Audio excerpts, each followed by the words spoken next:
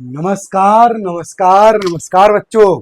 तो कैसे हो आप सभी बच्चों का एक बार फिर से स्वागत करते हैं हम बायोलॉजी की इस बेहतरीन सीरीज में, जिसमें बेसिकली हम लोग क्लास 10th के पूरी बायोलॉजी को कवर करने वाले हैं। और इस सीरीज में सबसे पहले हमने बायोलॉजी का जो पहला चैप्टर है जो कि जैव प्रक्रम, और इसमें एक छोटा सा टॉपिक है पोषण। तो हमने इस पोषण को भी लेक्चर के रूप में कवर किया है, और इस पोषण का अर्थात जैव प्रक्रम का छठा लेक्चर होने वाला है। इसका मतलब यह है कि इससे पहले हमने कुल 5 लेक्चर को बहुत ही बेहतरीन तरीके से कवर कर लिया है। हाँ, एक बात बता दूं, आपको मेरा थोड़ा आवाज फंसा फंसा सा लग रहा होगा, थोड़ा गला खराब होने की वजह से, लेकिन मैं पूरा कोशिश करूंगा कि इसका प्रभाव आज के इस लेक्चर में नहीं पड़े। ठीक है, तो आज इस लेक्चर में मुख्य रूप से हम लोग मुख्य गुहा अर्थात बक्कल कैविटी टॉपिक को डिस्कस करेंगे। अब ये मुख्य गुहा का मतलब क्या होता है, इसको डिस्कस करने वाले हैं। और मुख्य गुहा के अंदर कौन कौन सी संरचनाएं पाई जाती है, जैसे जीभ, दांत, इन सारे टॉपिक को डिस्कस कर रहे होंगे। तो चलिए आज इस लेक्चर की हम शुरुआत करते हैं। सबसे पहले आज का टॉपिक क्या होने वाला है, तो आज का हमारा टॉपिक होने वाला है, थोड़ा पेन का थिकनेस बढ़ा देते हैं। आज का जो टॉपिक है वह है मानव में पोषण।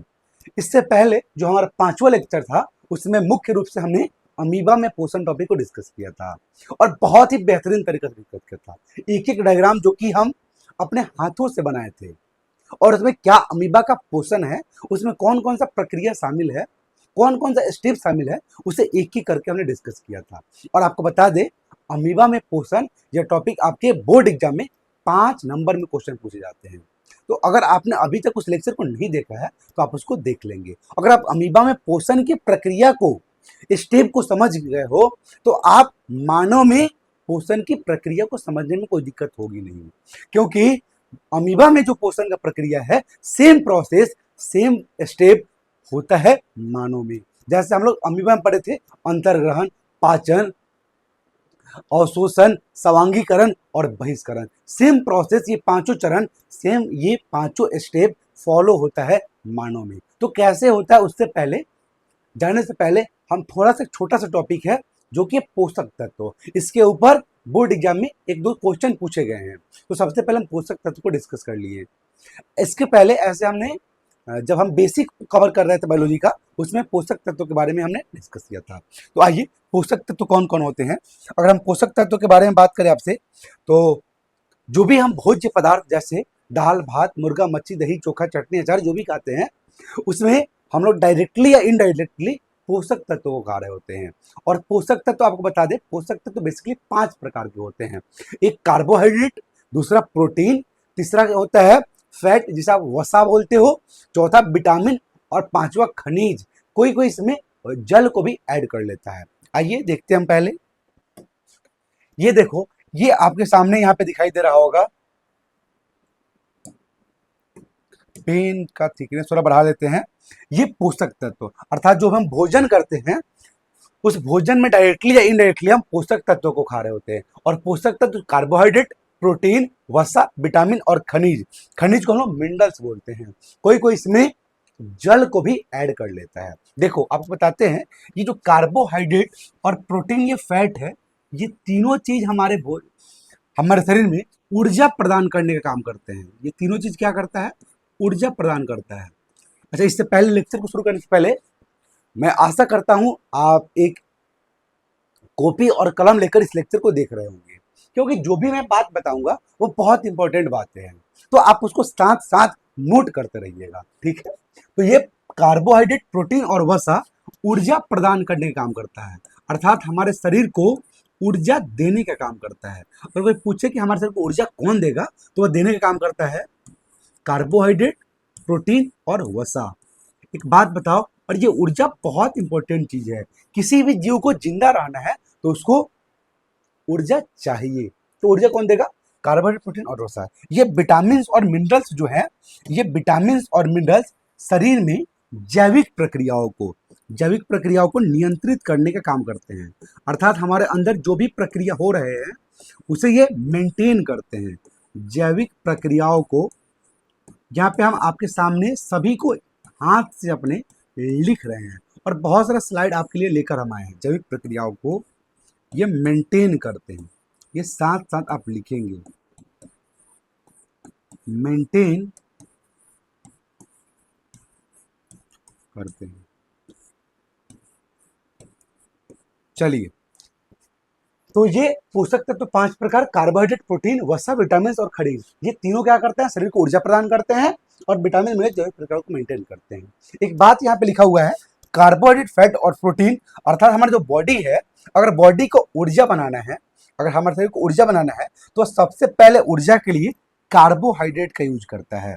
अगर कार्बोहाइड्रेट का मात्रा खत्म हो गया है, तब वो फैट का यूज करता है, और फैट का मात्रा खत्म हो गया है तो वह प्रोटीन का यूज करता है। अर्थात हमारा शरीर ऊर्जा बनाने के लिए सबसे ज्यादा जिसको प्रायोरिटी देता है वह कार्बोहाइड्रेट, उसके बाद वह फैट का यूज करता है, उसके बाद वह प्रोटीन का यूज करता है। अगर आप 2 दिन 3 दिन खाना खाना छोड़ दो तो आप देखोगे आप पतला होते जा रहे हो, अर्थात आपका चर्बी, आपका वसा कम हो रहा है, और ज्यादा दिन आप देखोगे तो आपके अंदर से प्रोटीन खत्म हो जाएगा और आप अनेक प्रकार के रोग हो जाएंगे। बच्चों में एक रोग होता है कावासियोरकर और मैरेमस, ये प्रोटीन की डिफिशियंसी होता है, कावासियोरकर और मैरेमस। आगे ये प्रोटीन खनिज की डिफिशियंसी अलग बात है ये, तो ये जान लो आप। ऊर्जा बनाने के लिए सबसे पहले कार्बोहाइड्रेट, फिर फैट और प्रोटीन। अगर आपसे कोई पूछे कि इन तीनों में सबसे ज्यादा ऊर्जा किससे मिलता है, तो आपको बता दें इन तीनों में सबसे ज्यादा जो ऊर्जा मिलता है वह मिलता है इस फैट वाले भाग से। इस फैट से सबसे ज्यादा ऊर्जा मिलता है, फैट से सबसे ज्यादा ऊर्जा मिलता है। शायद 1 ग्राम से 9 कैलोरी शायद ऊर्जा मिलता है, इससे 4 मिलता है। तो ये बात आपको क्लियर है, तो हम आगे बढ़े।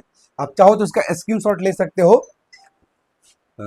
चलिए, इसके बाद हम आगे बढ़ते हैं। आगे कुछ विटामिन और मिनरल पे आप थोड़ा सा बात कर लेते हैं, ठीक है। आइए देखिए, विटामिन का काम क्या होता है, तो विटामिन शरीर में विभिन्न जैविक क्रियाओं को नियंत्रित करने का काम करते हैं, जबकि सही खनिज शरीर की संरचना, संचालन और हार्मोन में मदद करते हैं। ये कोई इंपॉर्टेंट है नहीं, ये इंपॉर्टेंट बात है।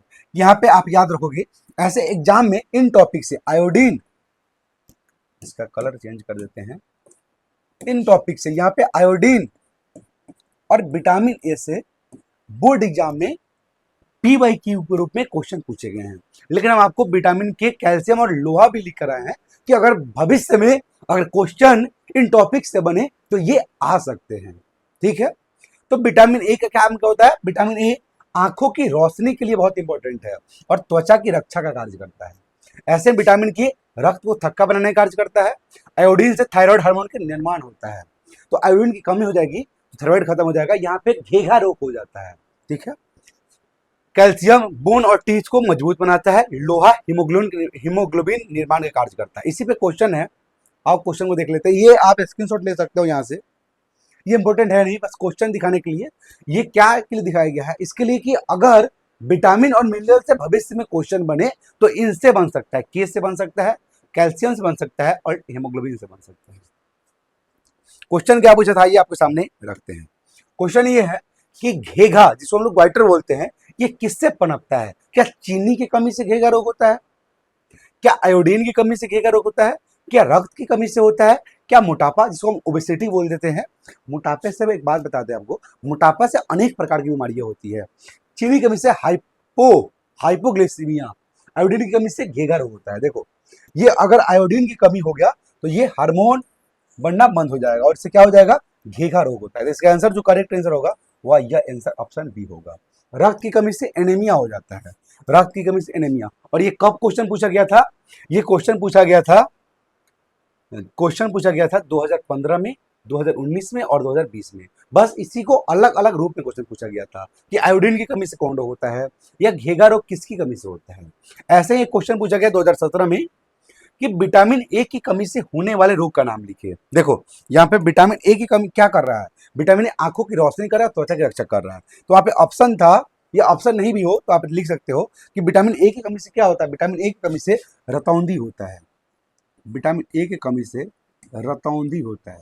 रतौंधी का मतलब होता है कि जैसे ही सूरज ढलना शुरू हो जाएगा तो आपको दिखाई देना बंद हो जाता है। जैसे ही आप सूरज ढलना शुरू हो जाता है तो दिखने में कठिनाइयां हो सकती है। तो इसके लिए क्या बोलता है डॉक्टर कि आप गाजर खाइए, जिसमें विटामिन ए प्रचुर मात्रा में उपस्थित होता है। हरी सब्जियां खाइए। तो ये क्वेश्चन था जो इस टॉपिक से रिलेटेड है। तो ये टॉपिक पढ़ाने का मेरा मुख्य उद्देश्य था इसको पढ़ाने का मेरा मुख्य उद्देश्य था कि आप इस प्रकार के क्वेश्चन को आसानी से कर पाओ।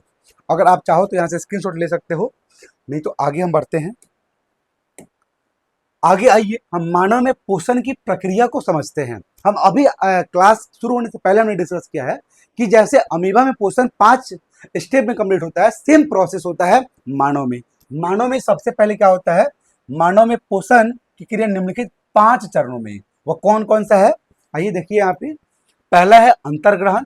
अंतर्ग्रहण का मतलब होता है भोजन को अंदर लेना, इसको बोलते हैं अंतर्ग्रहण। दूसरा है पाचन। पाचन का मतलब होता है भोजन को छोटे छोटे रूप में तोड़ना, और ऐसे रूप में तोड़ना जिसको हमारा सेल अवशोषित कर ले। तीसरा काम होता है अवशोषण। अवशोषण का मतलब होता है छोटी आंत से सरल अवशोषित भोजन का ब्लड में जाना, उसको हम बोलते हैं अवशोषण। फिर होता है सवांगीकरण। सवांगीकरण मतलब ब्लड से जो जा रहा है तो बॉडी उसका यूज करे, उसे हम बोलते हैं सवांगीकरण।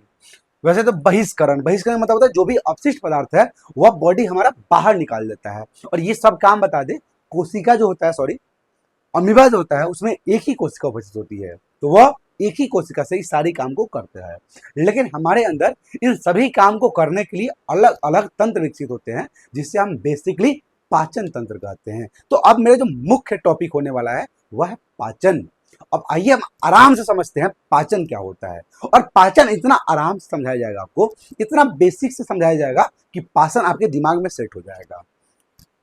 ये आपके सामने कुछ डायग्राम दिया हुआ है कि क्या दिया हुआ है, आइए बता देते हैं आपको। यहाँ पे दिया हुआ है कि आदमी इस मुंह के माध्यम से खाना को खाता है, इस ग्रास नली के माध्यम से आमाशय में आता है, आमाशय में ये छोटे छोटे भोजन में टूटता है, ये यहाँ पे आता है जिसको हम लोग बोलते हैं छोटी आंत। छोटी आंत भाग से यहाँ से अवशोषित होता है ब्लड में, फिर ये बड़ी आंत यहाँ पे एनस के माध्यम से बाहर निकल जाता है। ये बात को यहाँ पे दर्शाया गया है, ठीक है। तो आप ये लिख सकते हो कि मानव में पोषण की प्रक्रिया निम्नलिखित 5 चरणों में पूर्ण होती है। अब सबसे पहले हम लोग इस प्रक्रिया में सबसे पहले पढ़ते हैं पाचन क्या होता है, और मानव में पाचन आखिरकार होता क्या है, और मानव में पाचन का मतलब क्या होता है। आइए इस पे हम लोग चर्चा कर लेते हैं। तो मेरा मेन टॉपिक है पाचन। अब देखो पाचन का मतलब क्या होता है, आराम से समझना, आराम से देखना, हम बहुत आराम से, मेरे पास ये स्लाइड है, मैं चाहूं तो ये डायरेक्ट आपको बता सकता हूं, लेकिन ये बताने में कोई फायदा है नहीं। आपको फील आना चाहिए कि आखिरकार पाचन का मतलब क्या होता है। तो थोड़ा देर आराम कीजिएगा, थोड़ा देर थोड़ा देर थोड़ा देर। आइए हम साथ में आपको दिखाते हैं। ये आपके सामने ये रहा एक छोटा सा संरचना। मान लो ये आपके सामने एक भोजन है। क्या है ये? आपके सामने एक भोजन है। इसको हटाओ यार, हाथ से ही बना।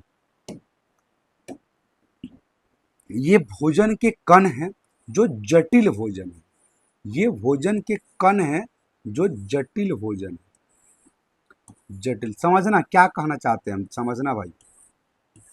अब जटिल भोजन का मतलब ही हम लोग समझेंगे। ये आपके सामने जो दिखाई दे रहा है ये जटिल भोजन। अब ये जटिल भोजन जो है ना, ये जटिल भोजन है ना, ये जटिल भोजन सरल अवशोषित भोजन में, क्या मतलब है, ये छोटे छोटे पार्ट में, ये छोटे छोटे पार्ट में टूट जाता है। यह छोटे छोटे पार्ट में टूट जाता है, और उस भोजन को हम लोग बोलते हैं जटिल भोजन। और इस भोजन के इस रूप को, भोजन के इस रूप को हम लोग बोलते हैं सरल अवशोषित भोजन। भोजन के इस रूप को हम लोग बोलते हैं सरल अवशोषित। आराम से, पूरा ध्यान आपका बोर्ड पे होना चाहिए, और साथ साथ आप लिखते रहोगे सरल अवशोषित भोजन। क्या कहने का मतलब है सुनोगे। ये जो जटिल भोजन है, अब जटिल भोजन क्या अभी बता रहा है आपको। तो जटिल भोजन का ये थोड़ा सा तिरछा हो गया है, इसको हम क्या कर देते हैं ऐसे, और इसको उठा कर रख देते। तो ये जटिल भोजन का सरल अवशोषित भोजन में परिवर्तित होना। जटिल, सुनना सुनना सुनना, पाचन क्या होता है, जटिल भोजन का सरल अवशोषित भोजन में परिवर्तित होना ही पाचन कहलाता है।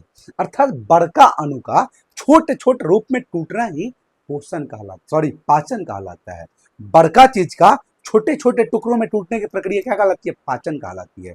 क्या कहलाती है? पाचन कहलाती है। सुनना भाई, ये जटिल भोजन कहने का मतलब क्या है कि आप कार्बोहाइड्रेट खाए हो, कार्बोहाइड्रेट, कार्बोहाइड्रेट, तो आप चावल खाते हो तो आप कार्बोहाइड्रेट को खाते हो, तो कार्बोहाइड्रेट भोजन का जटिल रूप है।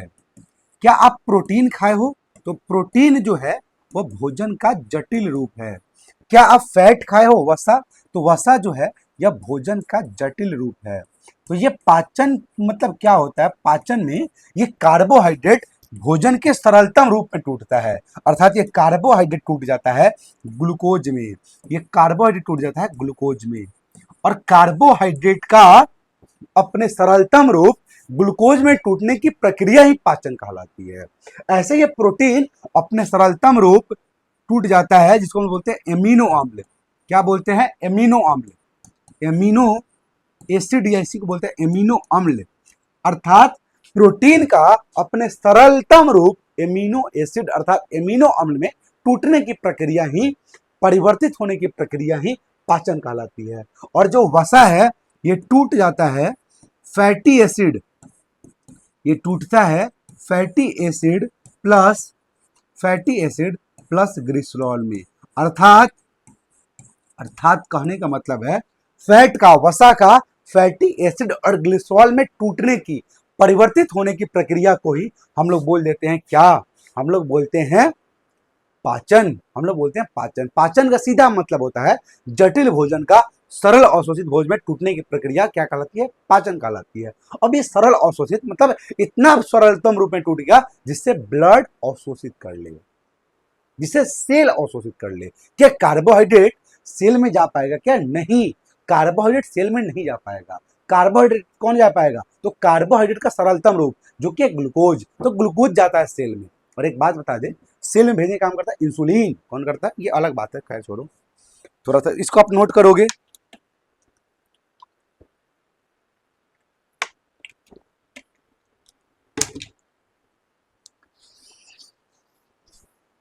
अब देखो, ये जटिल भोजन आखिरकार सरल अवशोषित भोजन में टूटता कैसे है? तो इसके लिए हम क्या करते हैं? इसके लिए सबसे पहले हमारा खाना जो मुंह में जाता है, अर्थात मुख्य गुहा के अंदर जाता है, क्या होता है अभी बताएंगे, अभी फिलहाल अभी नहीं। तो ये अंदर जाता है और अंदर इसको हम चबाते हैं। क्या करते हैं? तो सबसे पहले हम भोजन को सरल रूप में तोड़ने के लिए भोजन को चबाते हैं। तो सबसे पहले का स्टेप होता है चबाना।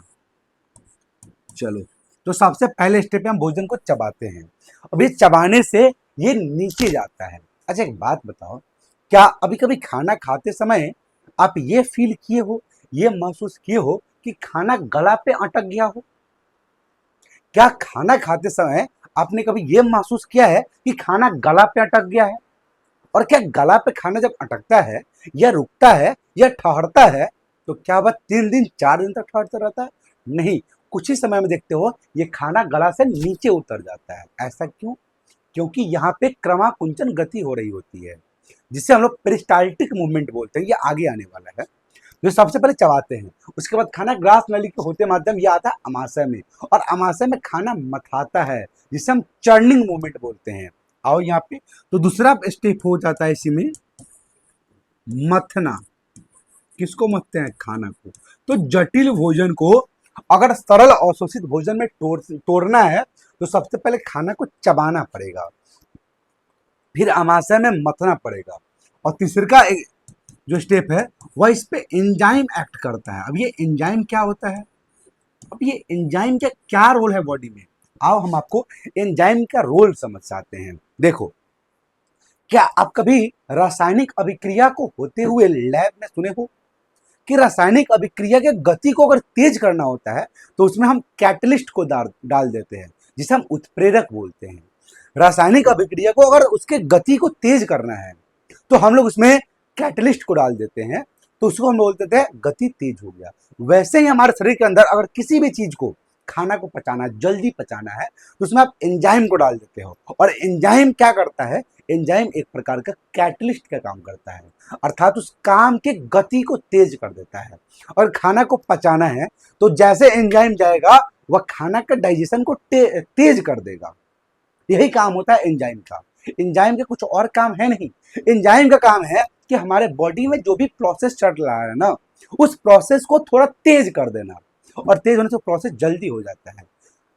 इसी को हम बोलते हैं, ये काम है इसका। और ये जो भी एंजाइम होते हैं ना, ये अलग बात है, थोड़ा एक्स्ट्रा बात है, इसको आप ध्यान नहीं रखोगे तब भी कोई दिक्कत है नहीं, ये एक्स्ट्रा बात है। ये जो भी एंजाइम है, ये सभी के सभी हाइड्रोलेज होते हैं। ये सभी के सभी ये सभी के सभी हाइड्रोलेज एंजाइम है। ये सभी के सभी हाइड्रोलेज एंजाइम है। अर्थात ये एंजाइम कब एक्ट करते हैं, कब पाचन करते हैं? पानी की उपस्थिति में। अर्थात ये पानी पिला पिला के तोड़ते हैं। ये अलग बात है, इसको हम हटा देते हैं, इसको हम हटा ही देते हैं। चलो, ये अगर क्लियर है तो हम आगे बढ़े। तो ये होता है पाचन। पाचन का मतलब होता है कि जटिल भोजन का सरल औषधि भोज में टूटना क्या कहलाता है? पाचन कहलाता है। एंजाइम का क्या रोल है बॉडी में, ये आपको क्लियर है, तो आप इसका स्क्रीनशॉट ले सकते हो। तब तक हम पानी पी लेते हैं।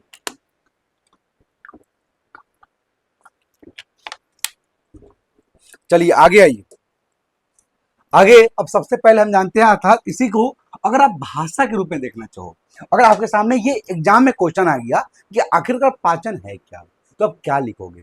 आप चाहो तो इसको वहां पे बना सकते हो, लेकिन आपको भाषा लिखना अति इंपॉर्टेंट है। तो ये रहा आपके लिए भाषा। पाचन एक ऐसी प्रक्रिया है जिसमें, ये क्या हुआ भाई? पाचन एक ऐसी प्रक्रिया है जिसमें जटिल भजन हो गया है। भजन, नो ब्रो, भजन नहीं, भोजन, भोजन, थोड़ा सा भोजन। पाचन एक ऐसी प्रक्रिया है जिसमें जटिल भोजन एंजाइम्स की मदद से, किसकी मदद से? एंजाइम्स की मदद से। अभी हमने बताया एंजाइम्स का क्या रोल है बॉडी में। एंजाइम्स का रोल है कि जो भी हमारे अंदर प्रक्रिया चल रहा है उसकी गति को तेज कर देना। जैसे रासायनिक अभिक्रिया को तेज करने का काम होता है कैटलिस्ट का, उत्प्रेरक का, तो हम बोल सकते हैं कि एंजाइम एक प्रकार का बायो कैटलिस्ट है, जैव उत्प्रेरक है। ठीक है, तो पाचन में हम लोग क्या करते हैं? जटिल भोजन को एंजाइम की मदद से सरल अवशोषित भोजन में परिवर्तित करते हैं। इसे हम बोलते हैं पाचन। ठीक है, ये हमने अभी डिस्कस किया है। और हमने बताया है कि जैसे अमीबा, जो कि एक प्रकार का सरल एक कोशिकीय जीव है, इसमें पाचन, अवशोषण, समांगीकरण सब जो होता है वह एक ही कोशिका से होता है। लेकिन हमारे अंदर पाचन की क्रिया को करने के लिए एक विशेष तंत्र होता है, जिसे मुख्य रूप से हम लोग पाचन तंत्र बोलते हैं। आइए, मानव में इस क्रिया अर्थात किसको? पाचन को करने के लिए एक विशेष प्रकार का तंत्र विकसित होता है, जिसे हम लोग पाचन तंत्र कहते हैं। और ये पाचन तंत्र आहार नाल और सहायक पाचक ग्रंथियों के मिलने से बना है। आइए, ये बात आपको क्या है लिखा हुआ है, आपको समझाते हैं। ये आपका पाचन तंत्र, जो पाचन तंत्र है, ये पाचन तंत्र दो चीजों से मिलकर बना हुआ है। एक है पाइप वाला भाग, और एक है ग्लैंड वाला भाग। तो पाइप वाले भाग को हम बोल देते हैं आहार नाल, और एक होता है सहायक ग्रंथिया, जिसका काम होता है एंजाइम को स्रावित करना। और एंजाइम क्या करता है? प्रोसेस को तेज कर देता है। चलिए आइए, तो पाचन तंत्र जो है ये दो चीज के मिल से बना है। एक है आहार नल और दूसरा है पाचक सहायक पाचक ग्रंथियां। आहार नल क्या होता है? तो ये मुंह से अभी बता रहे, मुंह का मतलब क्या होता है। आप अपने लेवल पे मुंह और मुख्य गुहा को एक बोल सकते हो, लेकिन मुंह और मुख्य गुहा अलग अलग टर्म है। मुंह अर्थात माउथ, मुख्य गुहा अर्थात बकल कैविटी, ये दोनों टर्म अलग है। 2 मिनट इंतजार करो और हम दोनों चीज को क्लियर करते हैं। तो आहार नाल जो है यह मुंह से मल द्वार, जिसे आप गुदा द्वार भी बोलते हो, एनस तक फैला रहता है, जिसकी लंबाई 8 से 10 मीटर होती है। ठीक है, सहायक ग्रंथियों में आप लार ग्रंथियों के बारे में पढ़ोगे, अग्नाशय के बारे में पढ़ोगे, यकृत के बारे में पढ़ोगे, पित्ताशय जिसे आप गोल ब्लैडर बोलते हो, जठर ग्रंथि जिसे आप गैस्ट्रिक ग्लैंड बोलते हो। और एक बात बता दें आपको, गैस्ट्रिक ग्लैंड इतना बेहतरीन तरीके से पढ़ाया जाएगा आपको कि गैस्ट्रिक ग्लैंड का फील आ जाएगा आपको। ऐसे तो आंत ग्रंथि है, जब हम लोग इंटेस्टाइनल ग्लैंड बोलते हैं। आप चाहो तो इसका स्क्रीनशॉट ले सकते हो, हम बगल में हट जाते हैं। ये पाचक जो तंत्र है ह्यूमन में, तो पाचन तंत्र आहार नल और सहायक ग्रंथियों के मिलने से बना हुआ है। तो सबसे पहले हम पाचन तंत्र में आहार नाल वाले भाग को पढ़ेंगे और उसके बाद हम पढ़ेंगे लार ग्रंथिया के बारे में। तो सबसे पहले अगर हमको पाचन तंत्र के बारे में पढ़ना है तो सबसे पहले हम लोग पढ़ेंगे आहार नाल के बारे में। आहार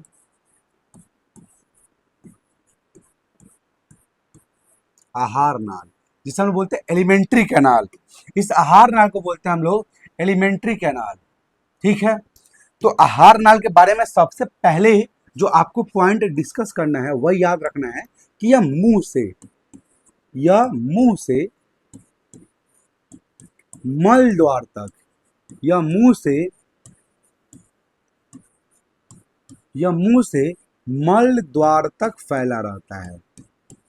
पहला बात, यह मुंह से मल द्वार तक फैला रहता है, पहला बात है। दूसरा क्या बात है? तो दूसरा बात है कि इसकी लंबाई जो है, इसकी जो लंबाई है ये 8 से 10 मीटर होती है। इसकी लंबाई जो है वह 8 से 10 मीटर होती है। ये दूसरी बात। और तीसरी बात हम लोग ये याद रखेंगे कि जो भी ये आहार नल है ये एक लंबा संरचना होता है, लंबा होता है। दूसरा बात कुंडलित होता है, लंबा होता है, कुंडलित होता है। और सबसे इंपॉर्टेंट एक ट्यूब के समान, ट्यूब अर्थात नली, नली जिसको हम बोलते हैं ट्यूब, ट्यूब के समान संरचना है। आइए क्या कहने का मतलब है ये आपको हम दिखाते हैं। ये देखो, यह लंबी कुंडलित तथा नली ट्यूब के समान संरचना है जो मुंह से मल द्वार तक फैली रहती है तथा इसकी लंबाई 8 से 10 मीटर होती है। अब आहार नाल में कौन कौन से भाग आएंगे? तो आहार नाल का सबसे पहला भाग आता है मुख्य गुहा। यहाँ पे एक शब्द दिखाई दे रहा है आपको, यहाँ पे एक शब्द दिखाई दे रहा है जिसे हम बोलते हैं मुख्य गुहा। और सबसे इंपॉर्टेंट दिखाई दे रहा है गुहा, यहाँ आपको दिखाई दे रहा होगा गुहा। इस गुहा का मतलब होता है खाली स्थान, और इसके आगे जुट गया मुख्य, इसका मतलब है मुंह के अंदर का खाली स्थान। आप मुंह खोल यार। हाँ, ये जो भाग आपको दिखाई दे रहा है इस भाग को हम लोग बोलते हैं मुख्य गुहा, इंग्लिश में बोलते हैं बक्कल कैविटी। तो आहार नल में सबसे पहले आता है इस मुख्य गुहा, उसके बाद आएगा ग्रास नली, फिर आएगा आमाशय, फिर आएगा आंत। तो सबसे पहले आएगा मुख्य गुहा, फिर आएगा ग्रास नली, फिर आएगा अमाशय, फिर आएगा आंत।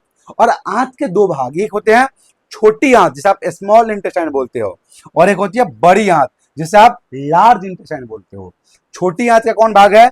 ड्यूडेनम, जेजुनम और इलियम। ड्यूडेनम को आप ग्रहणी बोलते हो। इन सारी बातों को हम लोग एक एक करके डिस्कस करने वाले हैं आज इस लेक्चर में। मुख्य रूप से हम लोग इससे डिस्कस करने वाले हैं, किसे? इस वाले बात टॉपिक को हम लोग डिस्कस करने वाले हैं आज। और छोटी बड़ी आंत का भाग होता है सीकम, कोलन और रेक्टम जिसे आप हिंदी में मलाशय बोलते हो। तो इसे आप स्क्रीनशॉट ले सकते हो आहार नल वाले भाग को। आहार नल में सबसे पहले हम बात करेंगे मुख्य गुहा का। आहार नल क्या होता है? एक लंबी कुंडलित संरचना होती है जो नली के समान होती है और मुंह से मल द्वार तक फैली होती है। मुंह मतलब आने का, जाने का रास्ता, सॉरी, अंदर रखने का रास्ता, और बाहर निकालने का रास्ता को बोलते हैं हम के मल द्वार। चलिए स्क्रीनशॉट ले लीजिए तो हम लोग आगे बढ़े। तो सबसे पहले आपको मुख्य गुहा के बारे में पढ़ना है। अब ये मुख्य गुहा में आपको क्या दिखाई देगा? हम आपके सामने एक बहुत प्यारा संरचना ड्रॉ करते हैं, अर्थात एक डायग्राम के द्वारा आपको दिखाते हैं मुख्य गुहा के अंदर के भाग को।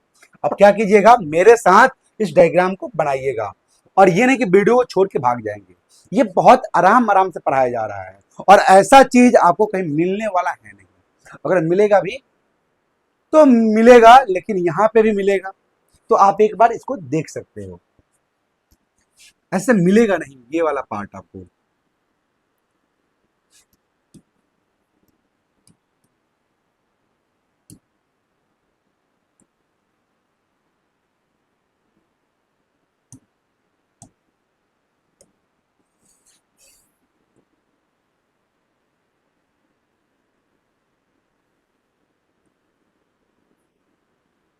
चलिए आप साथ साथ क्या कीजिएगा, बनाइएगा। ये मैं आपके लिए मुख्य गुहा का डायग्राम बना रहा हूं।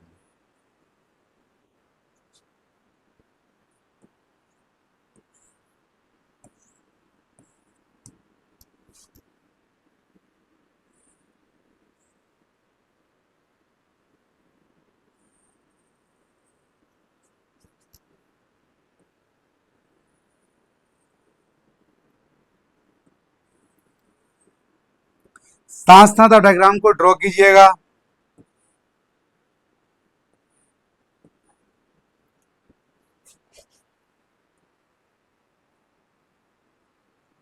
आइए, तो ये जो आपको भाग दिखाई दे रहा है, ये मुख्य गुहा का भाग दिखाई दे रहा है।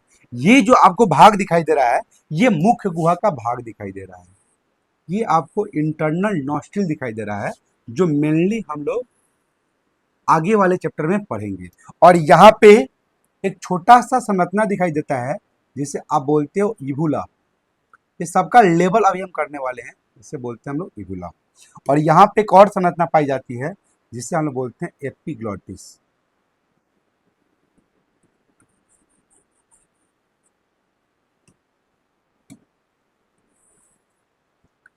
तो ये है मुख्य गुहा का डायग्राम।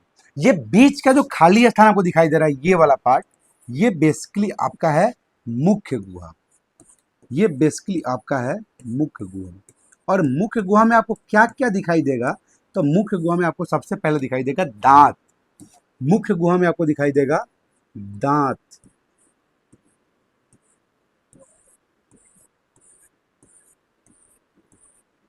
ये दांत है। फिर क्या दिखाई देगा? फिर दिखाई देगा जीभ। तो ये है जीभ। और ये जीभ जो पीछे वाला भाग है, ये जीभ का जो पीछे वाला भाग है, ये कनेक्टेड होता है एक संरचना से। ये जीभ का जो पीछे वाला भाग है, ये कनेक्टेड होता है एक संरचना से, जिसे हम लोग बोलते हैं फ्रेनुलम। जिसे हम लोग बोलते हैं फ्रेनुलम।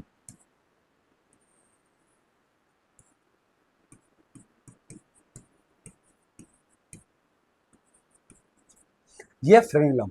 तो जीभ जो है वो पीछे, आगे तो फ्री होता है, लेकिन पीछे है ये वाला भाग, ये कनेक्टेड होता है फ्रेनुलम के द्वारा, पश्च भाग। ठीक है। ये तालु, अगर तालु को आप छूओगे जीभ से अपने, तो तालु का जो आगे वाला भाग है वो आपको कठोर दिखाई देगा। टच करके देखो, टच करके तालु का आगे भाग रहा है। और जैसे पीछे छुओगे तो आपको मुलायम दिखाई देगा। और ये तालु का पश्च भाग एक संरचना में बनता है, जिसे हम लोग बोलते हैं इवुला।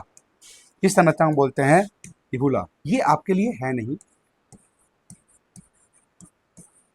ये जो आपको दिखाई दे रहा है, इस संरचना को हम बोलते हैं एपिग्लॉटिस। इसको हम बोलते हैं एपिग्लॉटिस। इस एपिग्लॉटिस का क्या काम है? इस एपिग्लॉटिस का काम है कि अगर भोजन यहां से आ रहा है, तो भोजन आपके श्वास नली में नहीं जाए, भोजन आपके भोजन नली में ही जाए। इसके लिए एक संरचना होता है एपिग्लॉटिस। जैसे ही भोजन आती है, ये एपिग्लॉटिस इसको कवर कर लेता है। तो इससे ये जो आपको दिखाई दे रहा है, ये संरचना, इस संरचना को हम बोलते हैं ट्रैकिया। क्या बोलते हैं इस संरचना को? इस संरचना को हम बोलते हैं ट्रैकिया। ट्रैकिया अर्थात श्वास नली। इसको बोलते हैं श्वास नली, इंग्लिश में बोलते हैं ट्रैकिया।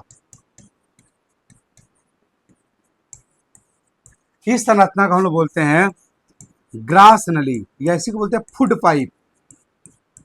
इंग्लिश में इसको बोलते हैं ईसोफेगस। ईसो का शुरुआत होता है ओ से, ईसोफेगस। इसे ही हम लोग भोजन नली या फूड पाइप बोलते हैं। भोजन नली, या इसे ही हम लोग फूड पाइप बोल देते हैं। इसे हम लोग भोजन नली या फूड पाइप बोलते हैं। एक और सबसे इंपॉर्टेंट बात यहाँ पर याद रखना है कि इस ग्रास नली के ओपनिंग को, जहां पे ये खुलता है, इसे हम बोलते हैं निगल द्वार। निगल द्वार, जिसे इंग्लिश में बोलते हैं गलेट। और इसके ओपनिंग को हम लोग बोलते हैं, यहां पे लिख देते हैं, इसके ओपनिंग को बोलते हैं हम लिखे ग्लॉटिस। ग्लॉटिस, जिसको बोलते हैं कंठ द्वार। कंठ द्वार। और इस मुख्य गुहा के ओपनिंग को हम बोलते हैं माउथ। माउथ अर्थात मुख्य, माउथ।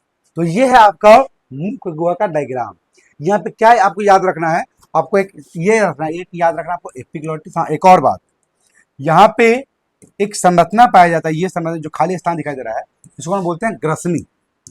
और ये ग्रसनी का एग्जाम्पल बहुत क्वेश्चन पूछता है, सॉरी, ग्रसनी को लेकर एक क्वेश्चन पूछता है कि कौन संरचना है जहां पे भोजन और वायु दोनों इकट्ठा होता है। तो ये ग्रसनी वाला है। ग्रसनी भोजन और वायु के लिए एक कॉमन पैसेज का काम करता है, जिससे हम बोलते हैं फेरिंग्स। क्या बोलते हैं रश्मि को? फेरिंग्स। ये भोजन और हवा के लिए कॉमन पैसेज होता है। ये याद रखना है आपको, ये याद रखना है, ये याद रखना है, ये याद रखना है, ये श्वास नली याद रखना है, ये मुख को याद रखना है, ये ग्लॉटिस याद रखना है और ये मुख याद रखना है। देखो क्या बताया आपको, एक इसको हम क्या कर लेते हैं, कॉपी कर लेते हैं। आइए, क्या बोलने वाले हैं आप सुनना। यहाँ पे 3 ओपनिंग हमको दिखाई दे रहा है, इसको पहले हम इरेज करते हैं। यहाँ पे आपको 3 ओपनिंग दिखाई दे रहा होगा। कौन कौन सा 3 ओपनिंग है सुनना। ये तो ऐसे डिलीट होगा। ये सबसे पहले 3 ओपनिंग दिखाई दे रहा होगा। ओपनिंग,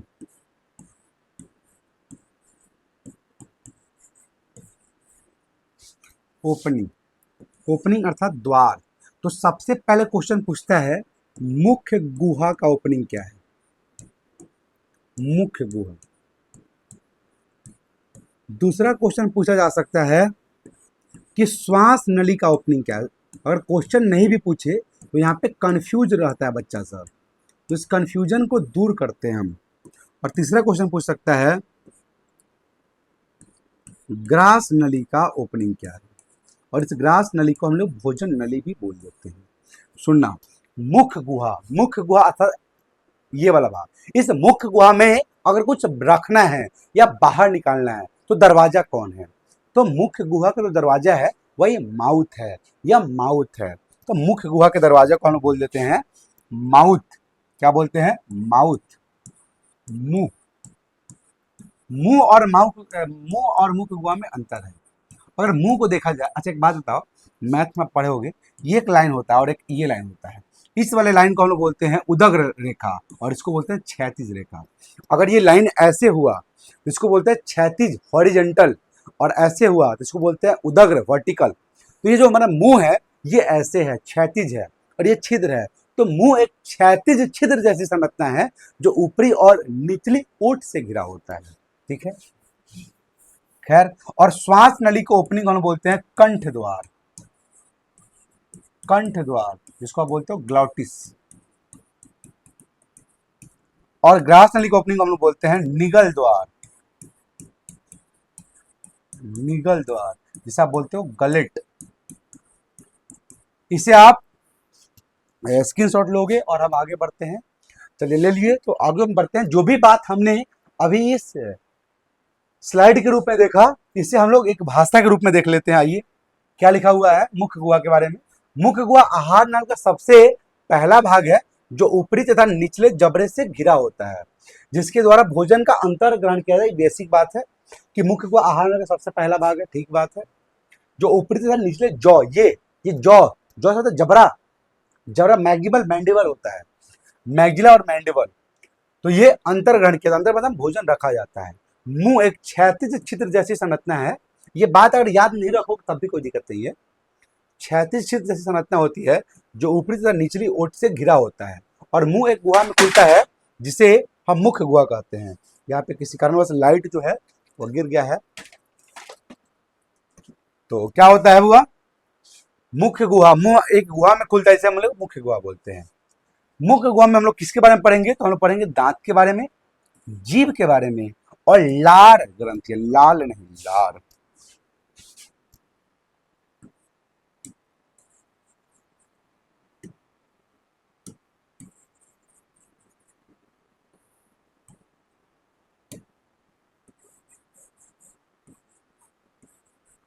लार ग्रंथियां। भोजन को दांतों की सहायता से चबाया, चबाया, चबाया लिख दिया है, ठीक है। चबाया और कुचला जाता है। चबाया लिख दो भाई, चबाया।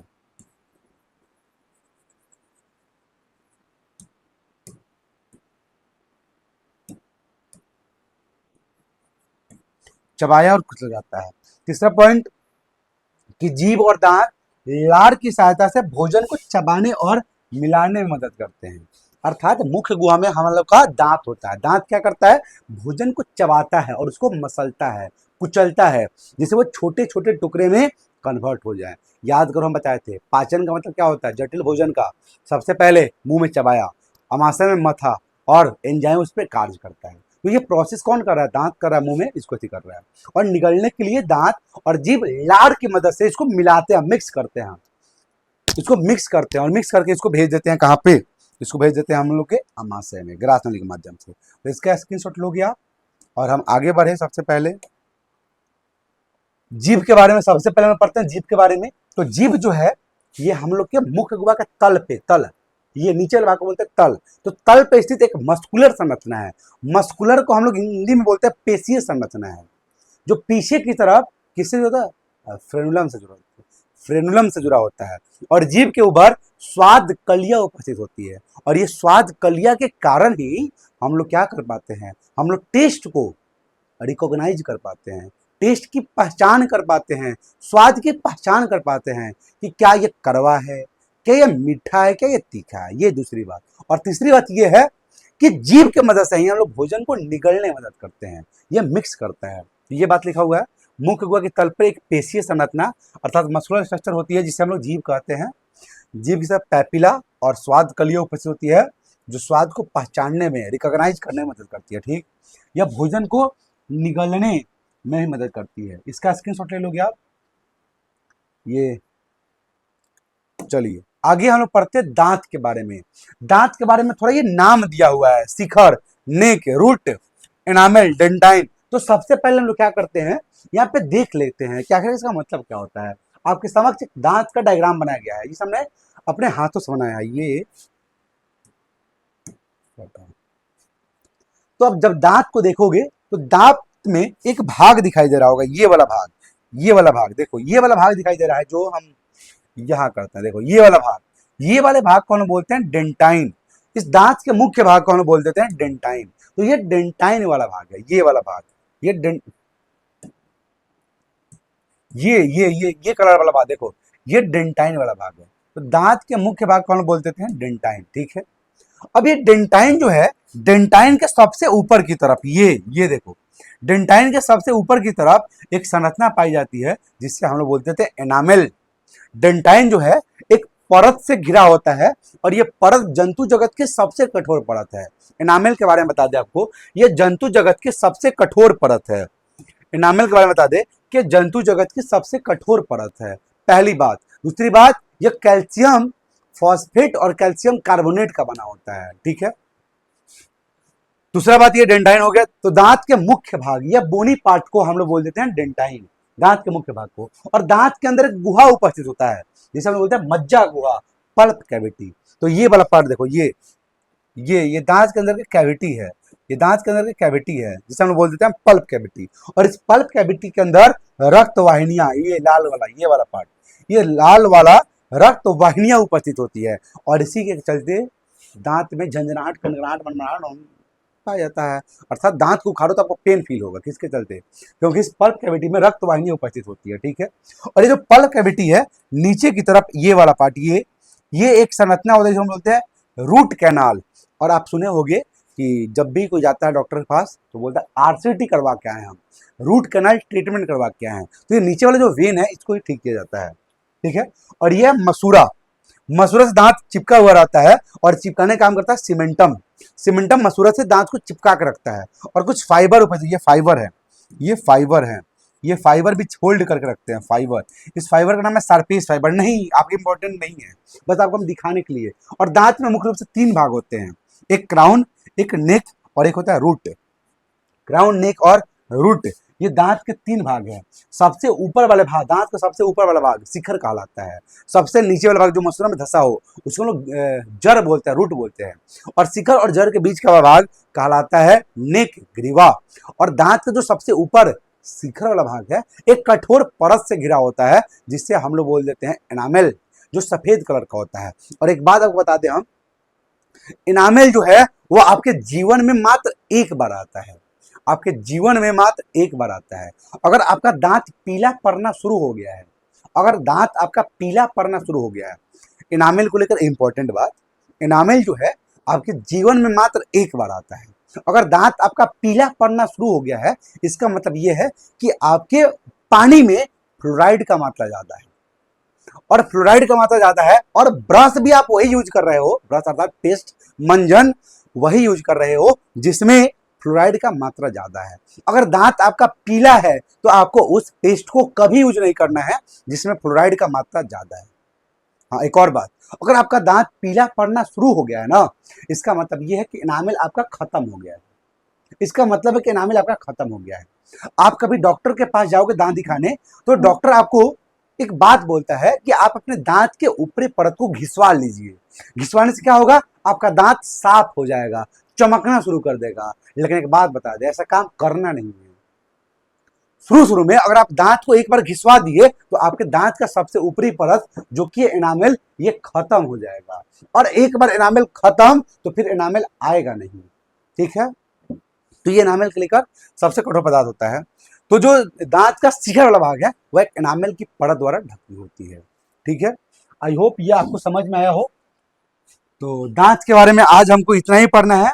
आगे आने वाले लेक्चर में हम मुख्य रूप से लार ग्रंथियां, अमाशय, यकृत, अग्नाशय अर्थात हम लोग पाचक ग्रंथियों के बारे में पढ़ लेंगे, और अगले आने वाले लेक्चर में हम लोग पाचन के प्रक्रिया को समझ लेंगे और श्वसन के प्रक्रिया को समझ लेंगे। तो आई थिंक 2 लेक्चर और लगेगा इस चैप्टर को कंप्लीट करने के लिए। ये पता है हमें कि इस चैप्टर को कंप्लीट करने में थोड़ा समय लग गया है, लेकिन कोई बात नहीं, मैं कोशिश करूंगा जो अगला चैप्टर है श्वसन, उसे कम लेक्चर में कंप्लीट किया जाए। लेकिन हाँ, जो भी हमने बात पढ़ा है वह बहुत ही अच्छे तरह से पढ़ रखा है। अगर आपको किसी भी प्रकार से दिक्कत हो, अगर मैं किसी कारणवश किसी टॉपिक को जल्दीबाजी में एक्सप्लेन कर दिया हो, तो आप क्या कर सकते हो, आप कमेंट बॉक्स में उस टॉपिक का नाम रख सकते हो। मैं पूरा कोशिश करूंगा उस टॉपिक का एक सेपरेट वीडियो बनाने का। और मैं आपको एक और बात कहना चाहता हूं कि हम क्या करने वाले हैं, बायोलॉजी का जो भी इंपॉर्टेंट टॉपिक है ना, उसको एक सेपरेट वीडियो के माध्यम से कवर करने वाले हैं। ऐसे ही केमिस्ट्री का, ऐसे ही फिजिक्स का जो भी इंपॉर्टेंट टॉपिक है, उस टॉपिक का एक सेपरेट वीडियो आएगा। जैसे मानव में पाचन, तो एक सेपरेट वीडियो आएगा। पौधों में पोषण, एक सेपरेट वीडियो आएगा। प्रकाश संश्लेषण, एक सेपरेट वीडियो आएगा। ऐसे ही केमिस्ट्री में सर लेके आएंगे केमिस्ट्री का सेपरेट वीडियो, फिजिक्स में भी ऐसे ही आएगा। तो आज के लिए इतना ही, फिर मिलते हैं अगले लेक्चर में। तब तक के लिए आप खुश रहिए, मस्त रहिए, स्वस्थ रहिए। और हाँ, ये आप ऐसे नहीं पढ़ो कि ये ऑनलाइन क्लास है, हम खेलते खेलते पढ़ लेंगे, नहीं। यहाँ पे हम लोग बहुत मेहनत करते हैं। और अब से 4 लेक्चर रेगुलर आएगा। 4 लेक्चर, कौन कौन? केमिस्ट्री का, बायोलॉजी का, सोशल साइंस का और मैथ का। ये 4 लेक्चर आपको रेगुलर बेस पे देखने को मिलेंगे। तो अगर आप ऐसे विद्यार्थी हो जो कहीं कोचिंग नहीं जा पा रहे हो, तो आप घर बैठे बढ़िया स्कोर कर सकते हो। और बढ़िया में क्या, आप यहां से बिहार टॉप कर सकते हो। बिहार टॉप करने का यहां से आप सपना देख सकते हो। यहां से बिहार टॉप करने का सपना देख सकते हो। और मैं आपको यकीन दिलाता हूं कि अभी तो लेक्चर के रूप में हम लोग चैप्टर का 1 शॉट लेके आएंगे, और 1 शॉट में वही चीज पढ़ाया जाएगा जो आपके एग्जाम पॉइंट ऑफ व्यू से इंपॉर्टेंट है। यहाँ पे कुछ अलग टॉपिक पढ़ा दिया जा रहा है, क्योंकि ये लेक्चर थोड़ा लेक्चर के रूप में लेकर आ रहे हैं, तो पूरा साल पढ़ना है। लेकिन 1 शॉट के माध्यम से हम लोग टॉपिक को पढ़ेंगे, और एक समय ऐसा आएगा जहां पे हम पूरी बायोलॉजी को एक वीडियो में कंप्लीट कर देंगे, पूरी केमिस्ट्री को एक लेक्चर में कंप्लीट कर देंगे, पूरी केमिस्ट्री, पूरी फिजिक्स, पूरी बायोलॉजी को एक वीडियो में सम अप करके आपको दे देंगे। वो भी समय आएगा। लेकिन फिलहाल फिर मिलते हैं अगले लेक्चर में। तब तक के लिए खुश रहिए, मस्त रहिए।